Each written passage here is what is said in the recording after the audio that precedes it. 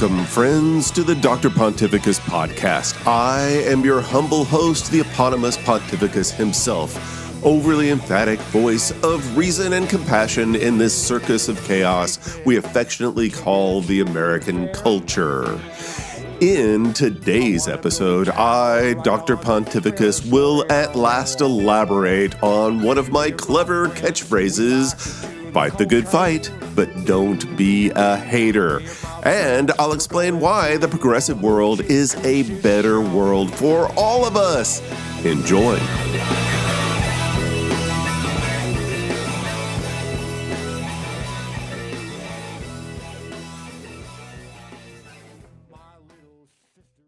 Today, my astute listeners, we're going to begin our discussion about what the left actually believes and why it's better for you and better for the whole wide world.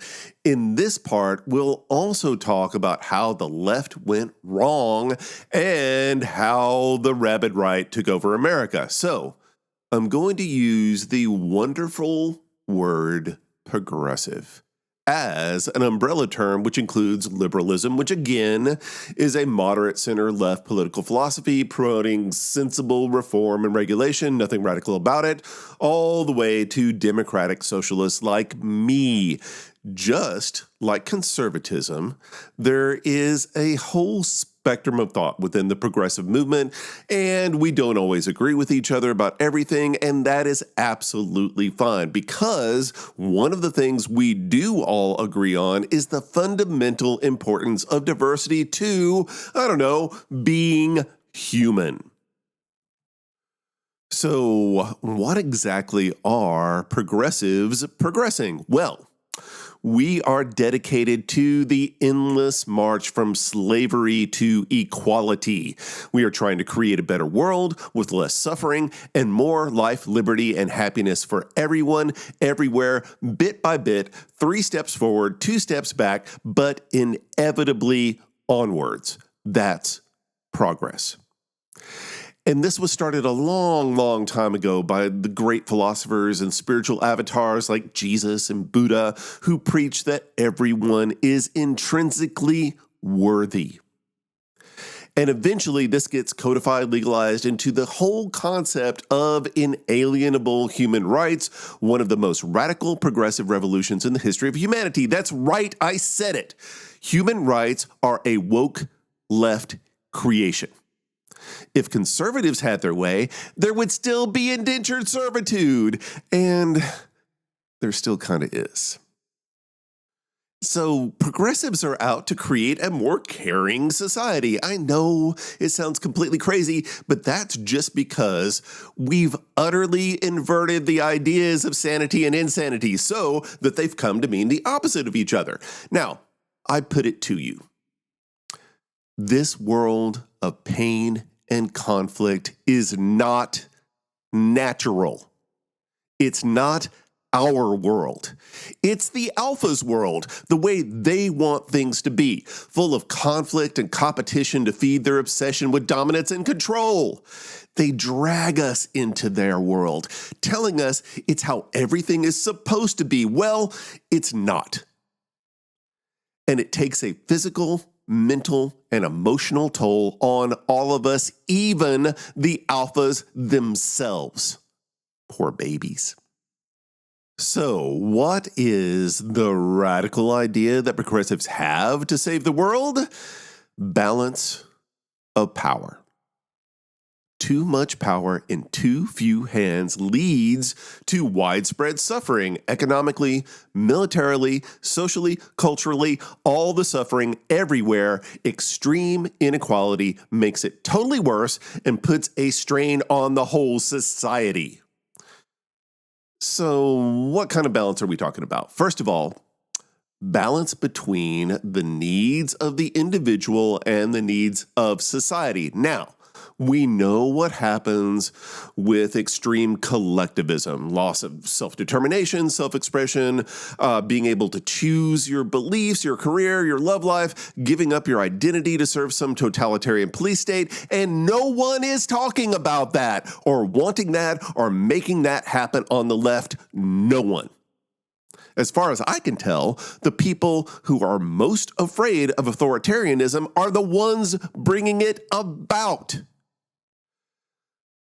But let's look at the other extreme, shall we?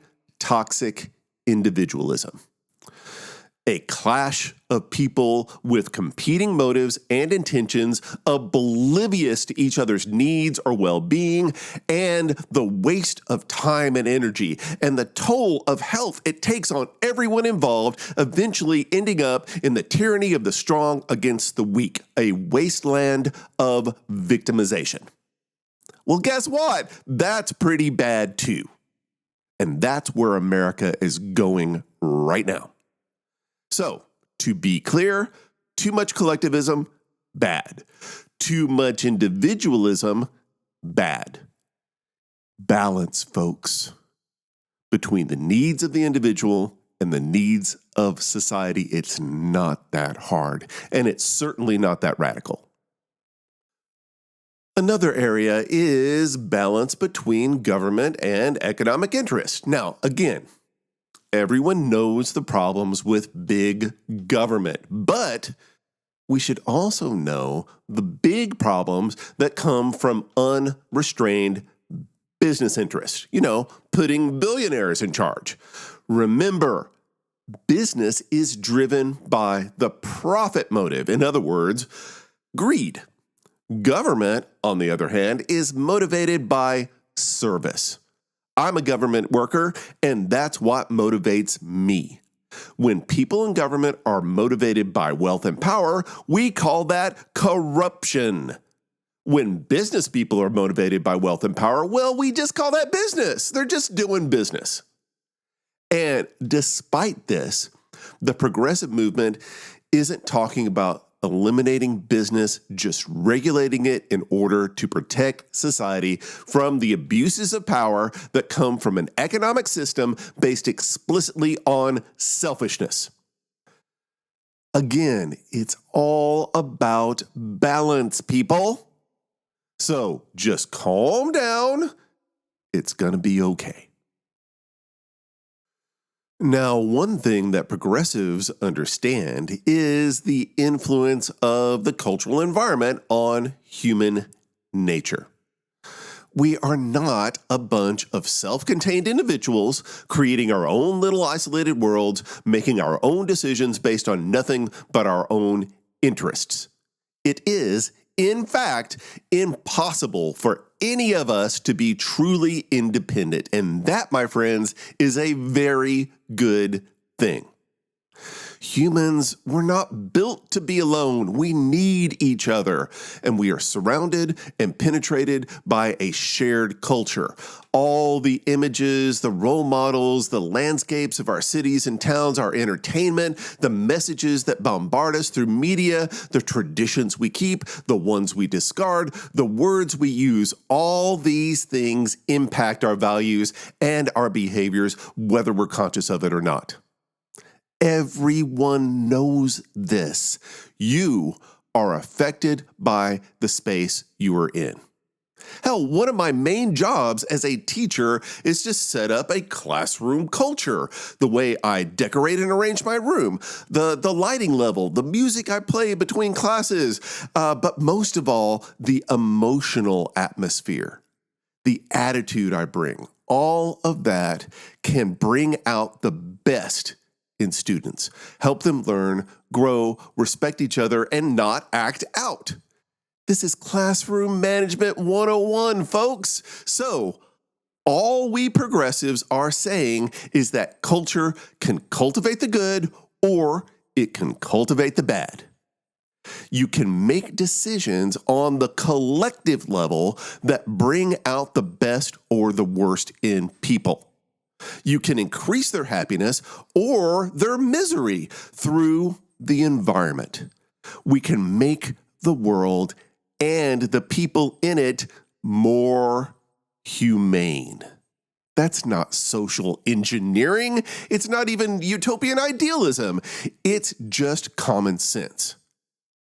It's the way the world was always meant to be. So again, what is progressing?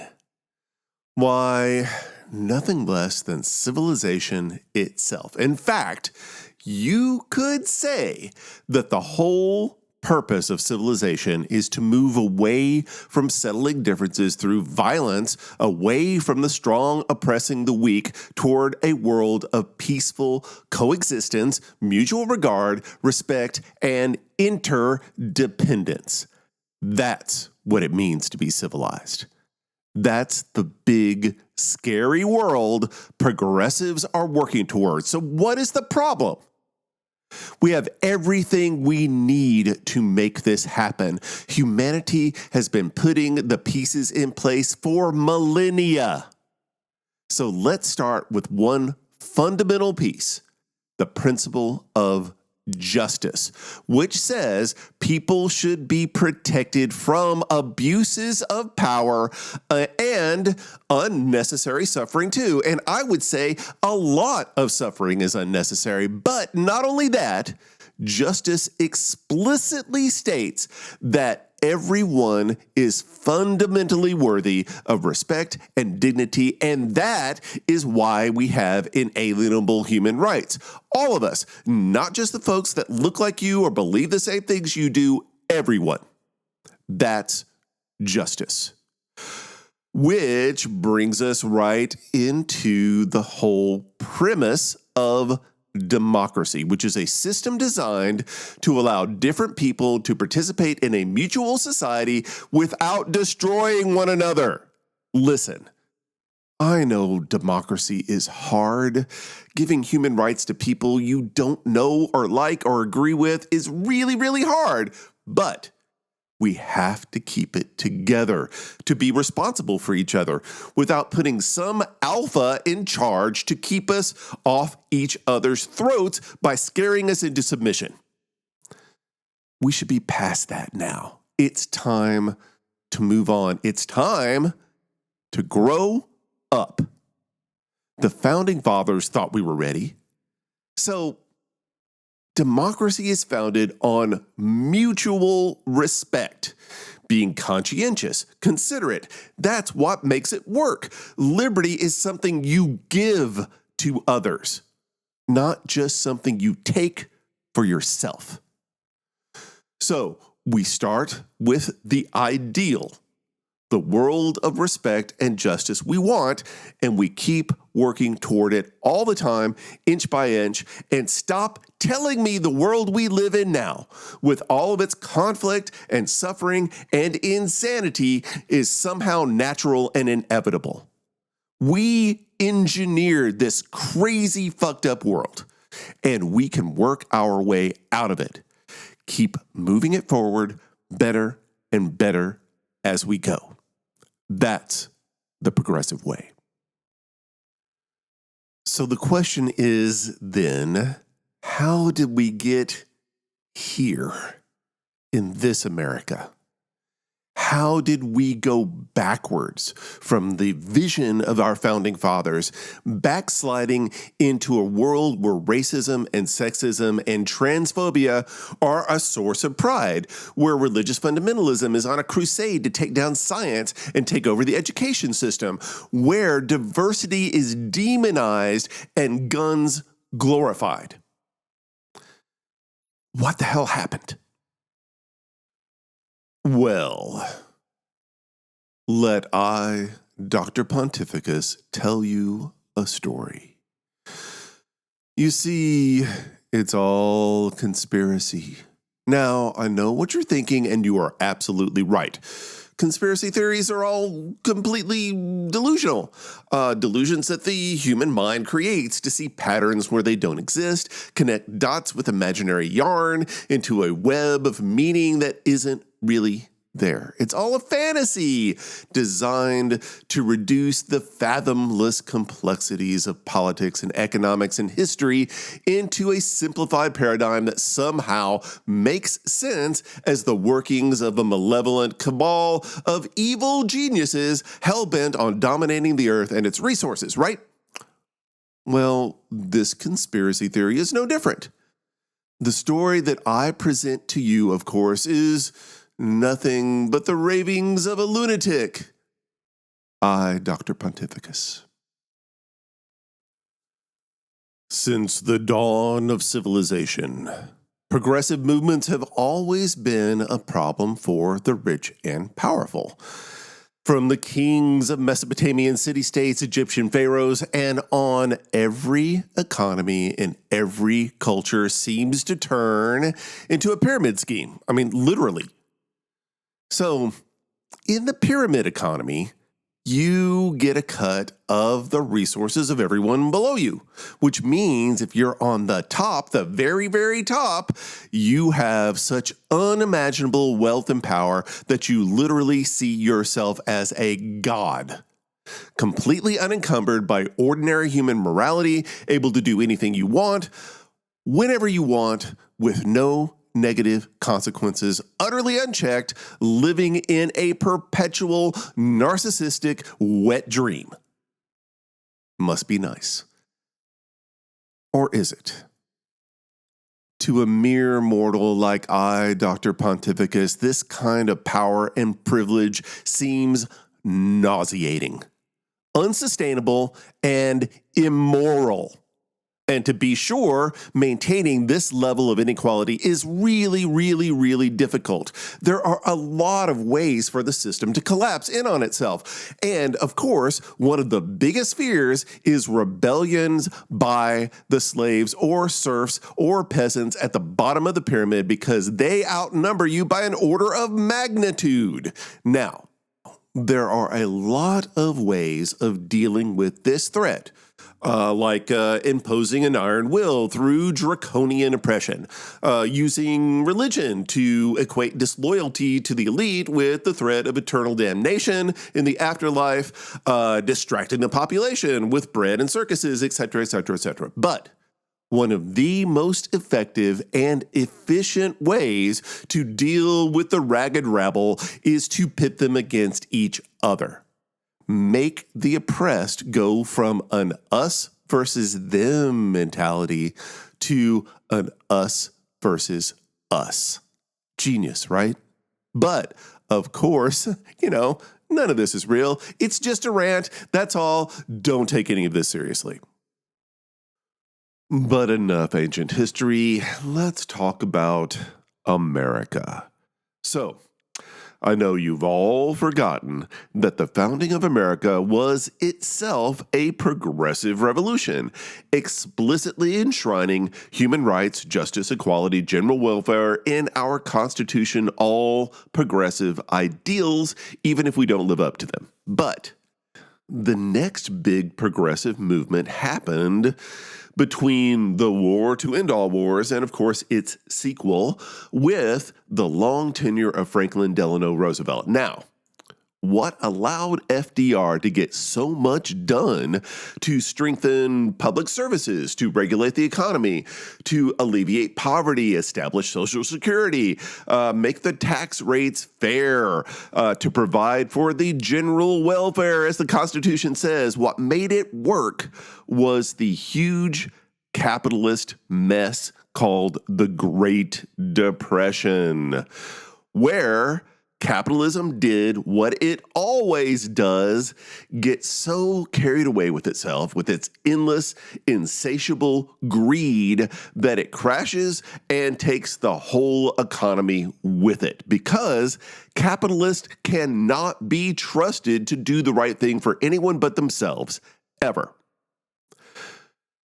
So, capitalism would have collapsed without government intervention. But were they grateful? Did they have a moment of realization, come to regret their excesses, make amends, and repent? Oh, no. Capitalism means never having to say you're sorry and never having to admit you're wrong. They just took pains to make sure the government was always there to bail them out again and again, and further, make sure that those tax dollars were never used to help the people ever again. But, again, this is just a conspiracy theory, right? None of this really happened. The rich are our friends and protectors. They do great in public office and they make everything better for all us ordinary citizens, right? So now let's fast forward to the 60s, the Great Cultural Revolution. Now, you can really look at our present rabid right wing backlash as revenge for the 60s. See, normally revolutions are a complete mess. They're destructive bloodbaths where the revolutionaries get so carried away with their own bloodlust and the thrill of destroying the old order that they end up replacing the previous set of self-absorbed oligarchs with the revolutionary leadership, who forthwith turn into a new set of self-absorbed oligarchs that just repeat the revolutionary slogans, and everything really just goes back to the systemic inequalities all over again, and around we go. Now, in the 60s, that didn't quite happen, mainly because it really wasn't a revolution in the traditional sense. It was nonviolent and decentralized after all, but fundamentally, it was an attempt to reprogram Western values and norms themselves, because those values and norms were and are kind of fucked up. It was trying to deconstruct the structural foundations of the culture itself, questioning unacknowledged assumptions, bringing them into consciousness, and demonstrating them to be absurd and destructive. Like, for instance, racism. Oh my God, race doesn't even exist. We completely made it up just as an excuse to exploit and hate on one another. Sexism, victimizing half the population for reasons that have nothing to do with anything. Rejecting the empty meaninglessness of rampant materialism. Questioning the monopoly of Christianity as the only path to spirituality, which is corrupt, misguided, taken over by self-righteous Puritans and self-serving hypocrites. Finally forsaking violence and cruelty, the glorification of warfare, the justification of bloodshed, fascination with weapons and revenge. The mantra of peace and love, dedication to the principles of nonviolence, ahimsa, all in the face of the great American military-industrial complex, the Leviathan rising out of World War II. We had just defeated Hitler.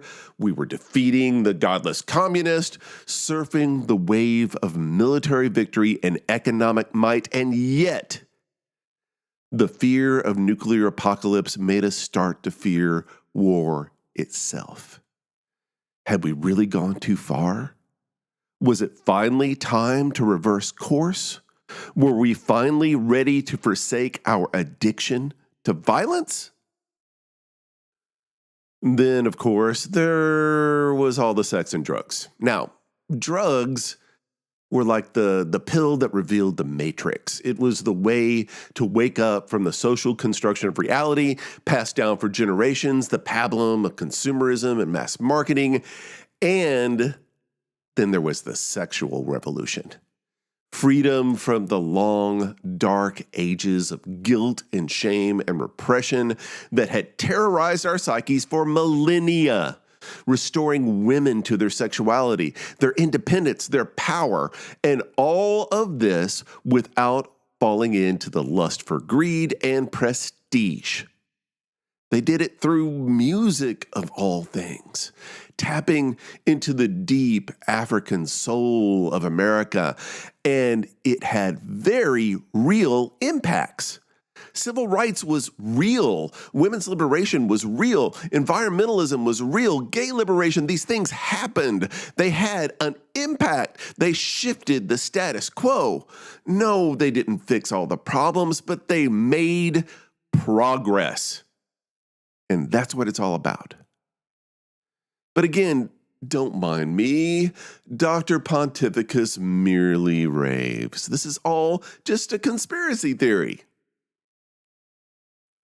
Now, of course, with all this change threatening the status quo, the powers that be couldn't help but double down and overreact because that's what they do. The escalation of the Vietnam War because American pride just can't admit defeat, I guess. Oh, and COINTELPRO, the FBI under J. Edgar Hoover, persecution of the Black Panthers, MK Ultra, the assassination of John F. Kennedy, Martin Luther King, Robert F. Kennedy, Malcolm X, everyone who dared to lead the change. This was all very X-Files, and the obsession with conspiracy theories and anti-government paranoia, it all starts here. But that's just a conspiracy theory too, right? This didn't happen. This isn't real. Yet, the power elite adapt, don't they? They haven't got where they are without knowing how to manipulate a thing or two, right?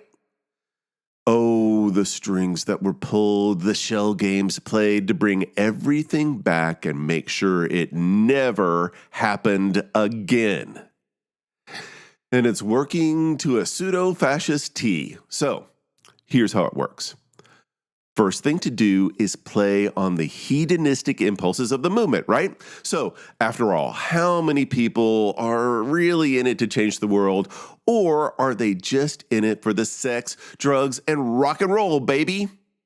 It's simple. Just make the revolutionary fashionable, right? The costumes, the catchphrases. Not only do you make it shallow and impotent, but you make money off of it at the same time. And what's more American than that? It's simple, but really, really effective. Now, the other part of the master plan was much harder to pull off, but they've been working on it for a long time. And that's the working class making common cause with the rich and powerful. Now, how could that possibly work? They have nothing in common and honestly very little contact with each other than victimizer victimizing victim. So there should be mutual antagonism there. That's tradition. So the typical way to shift all this is by setting up these aspirational models of what we should all be striving for. So don't call them the rich, call them the successful. They're the American dream, so don't hate them because they could be you one day if you work hard and make good. That's your dream too, right? You don't want to be happy where you are. You can only be happy up there in your mansion. You don't need any help. You want to be miserable, saying, "Hurt me, please. It'll build my character." You don't need to change the system. Sadomasochism is good for you. Besides, it's not systemic inequalities making you miserable. It's your fellow humans. And when you think about it, are they really human if they're not like you? All this talk of peace and love and joining hands, singing "It's a Small World After All," that's not how people are supposed to behave. We're supposed to be at war all the time, don't you know? So all the power elite had to do was help amplify the cultural divisions that were already there. The great mobilization of hate and fear, the true motivators for action is reaction. It works every time. All this talk of equal rights for the people we don't like, instead, open up the Pandora's box of racism and sexism and homophobia and all the xenophobias. That's how you change the world. That's how you make America great, folks. Give people permission to hate again. But don't worry. This is all a conspiracy theory, right? Dr. Pontificus is making all this up. Then, of course, at the base of it all, play on people's fear of change. They know people would rather live with a broken system than go into the unfamiliar territory necessary to fix it. Denial, it's so much easier. Because change is so uncomfortable, Reformers can easily be made into the enemies. They're the ones threatening you, your lifestyle, your livelihood, your values, your beliefs. Just throw the concept of liberty into the mix, and then every little attempt to solve collective problems becomes an attack on your freedom and thus anti-American. So, it's un-American to solve the problems of America. See how it works?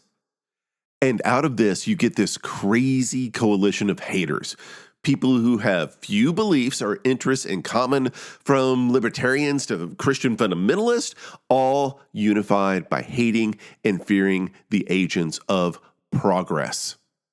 All the while thinking that they are the ones fixing the system, saving America. So see how it works? It's genius if you buy into such, conspiracies. The power elite deflect attention away from themselves, exaggerate our differences, stoke our jealousies and mistrust of each other. The poor start blaming the poor, while the rich go laughing all the way to the bank. Nowhere is this more apparent than the completely misplaced hatred and paranoia toward the government. Oh, this one is clever, quite clever indeed. So, all the anti-government sentiment from the 60s. Now, that was all against the military and law enforcement, right? It was all about the government cracking down on anti-war protests and civil rights activists. But somehow that sentiment has been turned around so that now everything the government does is bad except for law enforcement and the military. Now we're supposed to hate welfare and social services and education. Now we're supposed to want a smaller government and starve whatever's left of tax resources. To look at all of these efforts as nothing but handouts to good-for-nothing parasites. Now we're supposed to hate this awful, bloated bureaucracy, and it doesn't matter whether that's a complete myth. The fact that every large business or corporation is a bureaucracy too? No. That every government agency that I know of, including the education system, is understaffed, underfunded, and demoralized. Because, you see, all these functions of government that help people, why it's the rich that end up paying for it, giving up a fraction of their wealth for the overall good of society. How galling. So, let's not forget about regulations, because, how horrible is it to protect health and safety? But, when you think about it, regulations aren't just a problem for the captains of industry, No, government will mess with your life too. So, the power elite just had to convince ordinary people to hate the government that they themselves don't want to fund.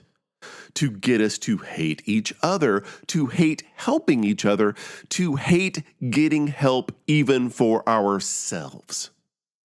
Bloated bureaucracies? Can you think of anything more bloated than the rich? Bureaucrats don't own yachts. So, the whole thing got inverted, right? Turned completely upside down.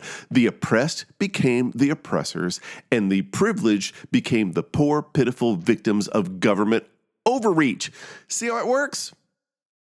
So, how do you convince people to accept an alternative reality that doesn't exist and isn't in their economic interest? Welcome in the masters of peripheral route persuasion, politicians and marketeers. So, what is peripheral route persuasion circumventing? Why, the usual, rationality, evidence-based decision-making, deliberation, education, research, fact-checking, the usual things that interfere with making people into puppets. So, let's look at their playbook, shall we? Starting with religion. What better way to divide everyone while at the same time short-circuiting rationality with self-righteous indignation? It works every time, folks. And how did the followers of Jesus become allied with the moneylenders of the temple? Who cares? As long as they all hate the same people. Let's face it, what religion really wants isn't peace and goodwill toward everyone. It's power.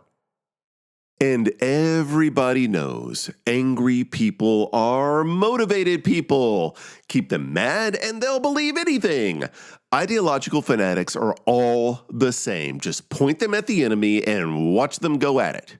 And the enemy is whoever you say they are. Liberals, socialists, bureaucrats, human rights protesters, woke leftists, professors, hell, teachers in general, shoving their diversity-appreciating multicultural utopia down your throats, trans kids telling you what pronouns to use, environmentalists telling you which light bulbs to use, forcing you to recycle things and stuff. It really doesn't matter if these people are causing any actual harm. Just keep villainizing them over and over. That's all it takes. Because, as Joseph Goebbels, Hitler's propaganda chief, is said to have said, if you tell a lie often enough, it becomes the truth. But to truly get folks worked up into a pseudo-fascist fervor, you need crisis. Never-ending, existential, threatening apocalypse on the horizon kind of stuff. But this is a completely manufactured crisis. No one is treading on you, sweetie. No one is taking your jobs away, or your guns away, or your freedoms away. No one is undermining American values, damn it, but it doesn't matter if that's what everyone you listen to, everyone you look up to is saying over and over and over. And that's how you do social engineering, people. That's how you really take over a country and make sure those pesky progressives never threaten the status quo ever again.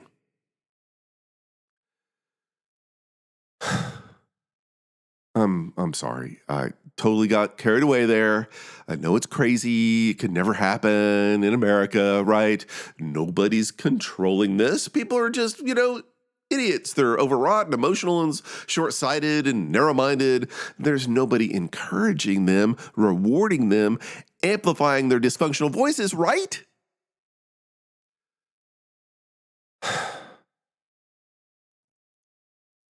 So, the real question is, how did the left in general and the Democratic Party in particular let this happen?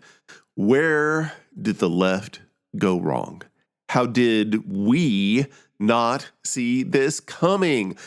So I think the left has always had this fixation on hierarchy, always looking up to the top of the social cultural pyramid, believing if only we could bring down the power elite, bring them down to earth, all of our problems would be solved. That it was this David versus Goliath fight, the 0.00001% who control all the resources from their boardrooms and war rooms and Oval Offices versus we the people. And since we Davids outnumber the Goliaths 1,000,000 to 1, all we had to do is come together, join hands, and stop believing in their absurd system. And it would just all fall apart. So it was always a fight against mega multinational corporations and the military-industrial complex. They were the ones polluting the planet and enslaving us. But we overestimated human nature while our opponents were busy manipulating it. We believed all we had to do is show the people a better way, lay bare the systemic inequalities, reveal it all as unhealthy, immoral, and insane, speak to the better angels of human nature, and everyone will come around to the truth. But it was all too complicated, saving the planet, making the world better we didn't count on the tyranny of the short attention span and the power of the soundbite. You know, us leftists, it turns out, we're kind of elitist in our own way. We are creatures of the Enlightenment, after all, along with the founders of America, by the way. So, the premise of the Enlightenment, the basis of democracy, is the notion that people have common sense. And that if we collectively put our heads together, exercise reason, that will cancel out each other's weaknesses and delusions, and as a whole, make good decisions about a shared society.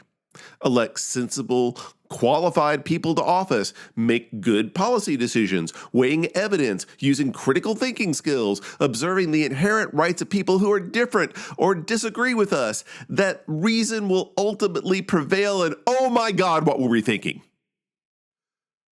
The fact that we on the left actually do believe in these principles and try to practice them, well, it kind of puts us at a political disadvantage now, doesn't it? Because we embrace diversity and respect for differences, then we're not comfortable with hatred. We tend to avoid confrontation and conflict. Personally, other than my occasional rants, I don't like unnecessary conflict and prevent it whenever I can. But that's just not where everyone's at now, is it? No, we forgot the power of fear and hate. Not just that the powerful are profiting from it, which they certainly are, but that a lot of ordinary folks really get off on it. Our neighbors, our coworkers, fellow citizens. It has a powerful social and psychological function for many of them. This enlightenment emphasis on rationality, that is not where everyone's at. And guess who encourages irrationality and emotionalism? The rabid right. That's who. And we on the left, we're in complete denial that people would just ignore facts and basic moral truths and go with whatever set of values made them feel the satisfaction of anger, no matter who it's directed against.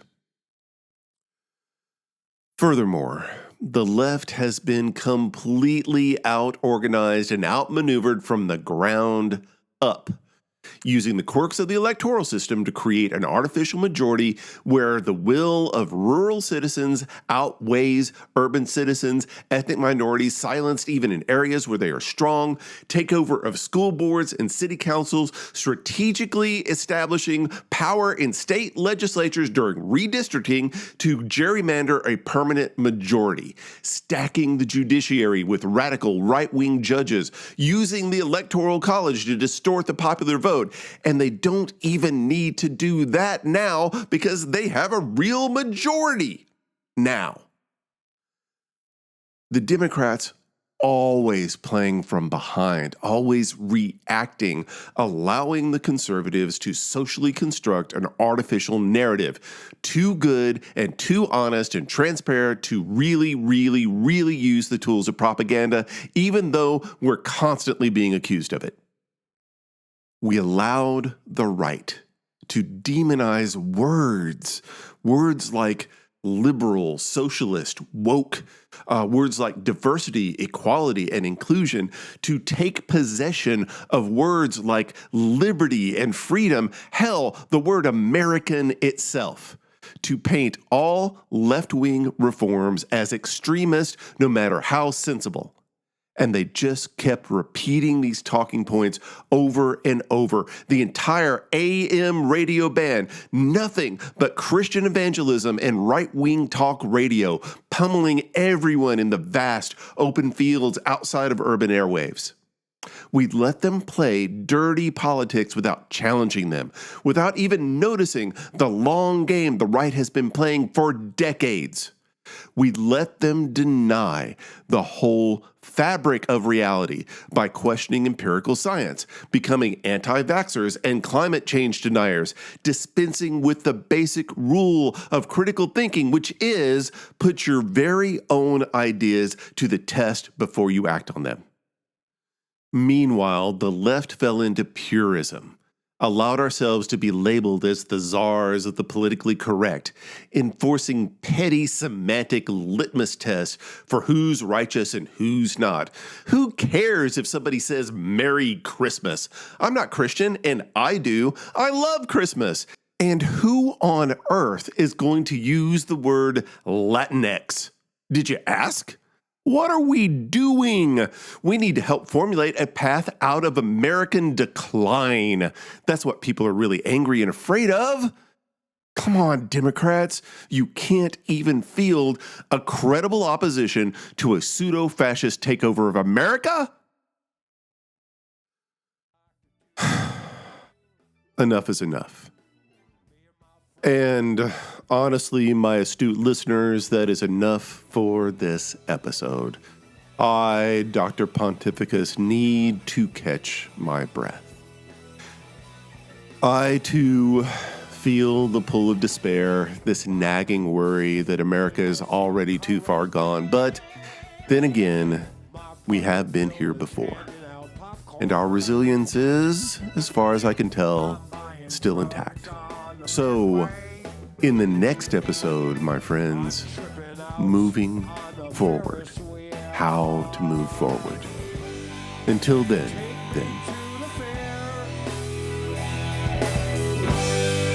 Take me to the fair. Hit me, Audie!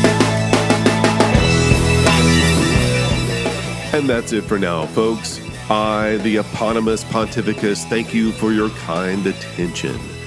The Dr. Pontificus podcast comes to you from the deep, dark heart of the American Midwest. Our theme music is by the Great Orange Mothers, awesome Austin band from ages of yore. Until next time, fight the good fight, but don't be a hater. And remember, friends, please don't feed the alphas. Dr. Pontificus bids you good day.